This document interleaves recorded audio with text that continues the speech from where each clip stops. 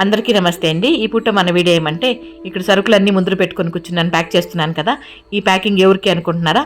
మన ఆశ్రమంలో ఉన్న వంటమ్మాయికి, విమలాకి అన్నమాట. తను ఈరోజు ఈవినింగ్ అమ్మ మేము తొందరగా వెళ్ళిపోవాలమ్మా, నేను సూపర్ మార్కెట్కి వెళ్ళాలా, సరుకులన్నీ నిండుకున్నాయి, ఇంట్లో తెచ్చుకోవాలమ్మా అని అడిగింది. దానికని నాకు అనిపించింది, మనం ఎంతో హోల్సేల్లో తెస్తాం కదా, కొంచెం మన తక్కువ రేటే పడుతుంది కాబట్టి మనకు ఉన్నంతలో కొంచెం కొంచెం ప్యాక్ చేసి వాళ్ళకు కూడా ఇస్తే బాగుండు అన్నట్లుగా అనిపించింది. దానికని ఈ విధంగా ప్యాక్ చేశాను.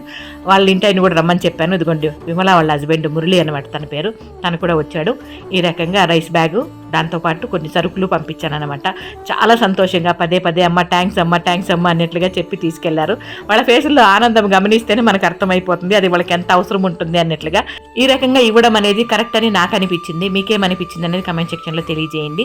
ఇంకా ఎక్కడో బాధల్లో కష్టాల్లో ఉన్నారు అని వెతికి ఇవ్వడం కన్నా మన ఎదురుగ్గా ఉండేవాళ్ళని ఫస్ట్ గమనించి దాని తర్వాత ఎక్కడో ఉండేవాళ్ళు గమనిస్తే బాగుంటుందని నాకు చిన్న ఆలోచన. అవునా కదా?